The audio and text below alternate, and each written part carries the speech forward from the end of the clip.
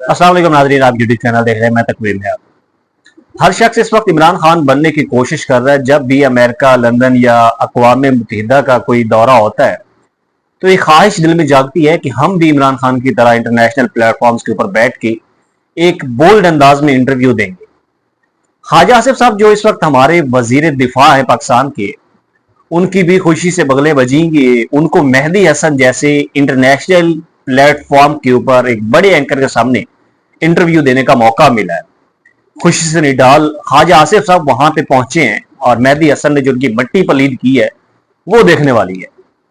उन्होंने सवाल किया है, कुछ अहम नुकात आपके सामने रखता हूं कि मेहदी हसन ने पाकिस्तान के डिफेंस मिनिस्टर से पूछा कि आप बारहा ये कहते हैं कि पाकिस्तान एक सिविलाइज्ड स्टेट है, लेकिन आप डिफेंस मिनिस्टर हैं पाकिस्तान के और आपके नीचे आती हैं ये आर्मी चीफ, फील्ड मार्शल और तमाम डिक्टेटर्स।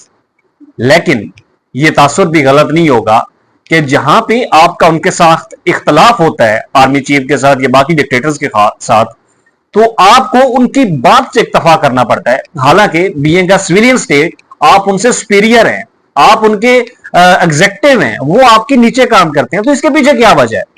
तो फिर वहां पे कुछ ना रहा, चिरागों में रोशनी ना रही और ख्वाजा साहब आ बादशाह जैसे पाकिस्तान के टेलीविजन के ऊपर बैठ के करते हैं वो करते हुए नजर आए और उन्होंने बारहा कहा कि वो जी हर रियासत का एक डिफरेंट मैकेनिज्म है, पाकिस्तान के अंदर एक हाइब्रिड सिस्टम है, तो दिस एंड दैट। और वो जी कहते हैं कि जब भी हमारा किसी बात पे इख्तलाफ होता है तो हमें फिर army chief, field marshal Asim Munir साहब की बात से इत्तफा करना पड़ता है। देखिए, ये हमारे डिफेंस मिनिस्टर जो है वो अक़वाम मुत्तहिदा के इजलास में गए हुए थे और वहां पे ये एक इंटरव्यू के दौरान मेहदी हसन के साथ बैठ के ये गुफ्तगू कर रहे हैं।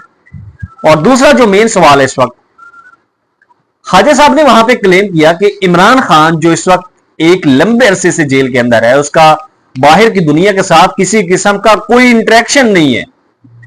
वो अपना ट्विटर अकाउंट जेल सेल के अंदर से बैठ के ऑपरेट कर रहा है। एक स्टेटमेंट ख्वाजा साहब ने यह दी और दूसरी स्टेटमेंट जो फिल फॉर ख्वाजा साहब ने वहां पे दी इस स्टेटमेंट के बाद कि इमरान खान का जो ट्विटर अकाउंट है वो इंडिया के अंदर से ऑपरेट हो रहा है। वो उसने सही कहा था इमरान खान ने कि एक तो ये लोग पढ़े लिखे नहीं है, ऊपर से कोशिश भी नहीं करते। तो एक स्टेटमेंट नहीं, दो स्टेटमेंट्स एट द टाइम कि एक तो वो मीडिया सेल जो उसका जेल सेल है वहां से उसका अपना ट्विटर अकाउंट ऑपरेट हो रहा है और दूसरा ये कि उसका ट्विटर अकाउंट इंडिया से ऑपरेट हो रहा है। तो भाई आप पहले तो ये बात वाजे करें कि इमरान खान का जो जेल सेल है, जो अडियाला जेल है, वो पाकिस्तान के अंदर है या इंडिया में है? अगर इंडिया के अंदर है तो आपको अपना किबला दुरुस्त करना होगा कि इमरान खान इस वक्त इंडिया के हिरासत में किए हुए हैं। और अगर वो पाकिस्तान के अंदर है तो वहां पे भारत के इदारों को, एजेंसियों को कैसे एक्सेस है कि उसको भारत और इमरान खान मिलके उसका ट्विटर अकाउंट चला रहे हो? फर्ज करें हम इसकी ख्वाजा साहब की ये बात मान लेते हैं, तो आपकी हुकूमत की, आपकी जेल इंतजामिया की इतनी बड़ी नाकामी कि आप एक मुजरिम जिसको आपने डिक्लेयर कर दिया, एक मुलजिम है, 2 साल से ज्यादा अरसा हो गया उसको जेल के अंदर, आपने उसको उसका मोबाइल फोन ऑपरेट करने की इजाजत दे रखी है। ये है सिविलाइज स्टेट। फिर फॉर्म 45, फॉर्म 47 की बात होती है तो ख्वाजा साहब वहां पे भी जो है वो चिरागों में रोशनी नहीं रहती और बिलाखिर मजबूर होके जो है वो जितनी उनको इंग्लिश आती थी उन्होंने कल वो सारी बोली। अब ये इंटरव्यू टाइमलाइन के ऊपर चल रहा है, ट्रेंडिंग टॉपिक चल रहा है इस वक्त।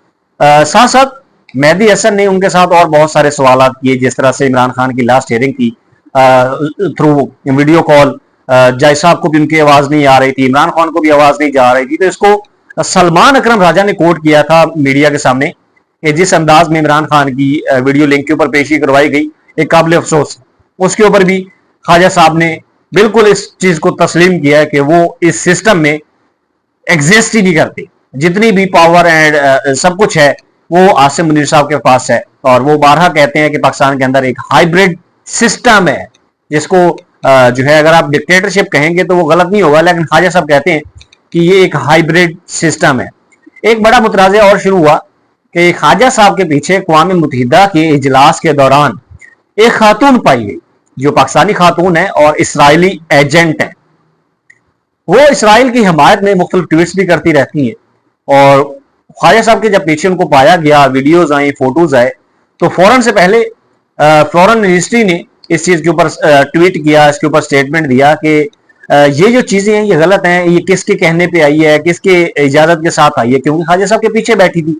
अभी तक जो इतलात हैं कि अक़वाम मुत्तहिदा जनरल असम्बली के कॉरिडोर में पाकिस्तान के 2 सीनियर वज़रा एक दूसरे के साथ गुत्थम गुत्था भी हुए हैं, एक दूसरे के दस्तों गिरबान भी हुए हैं। उसके पीछे वजह वही खातून है जो इसराइल की एजेंट है, और उस खातून को इस वक्त इसराइल से मुख्तलिफ हमदर्दी भरे ट्वीट्स भी आ रहे हैं। और उसने अपने ट्वीट के अंदर लिखा है कि एक डिलीशियस फूड पाकिस्तान एम्बेसी के अंदर पहुंचाने के लिए आपका शुक्रिया। पाकिस्तान के अंदर एम्बेसी में वो मौजूद थी, वहां पे किसने पहुंचाई, या तो इसहाक डार साहब थे वहां पे, यहाँ पे ख्वाजा आसिफ साहब थे। और जो इतलात है अभी साथ साथ और भी कि उस खातून का इसहाक डार साहब के साथ एक पुराना दीरीना बेहतरीन ताल्लुक है, जमाना तालिब इल्मी से इनके आपस में जो है वो रबावत थे, इनके आपस में ताल्लुकात थे, और वो ताल्लुकात अब जो है वो दुनिया और मीडिया के सामने नजर आ रहे हैं। ये डेवलपमेंट है। आज तक के लिए इतना ही। अपने इस चैनल का ख्याल कीजिए। अल्लाह।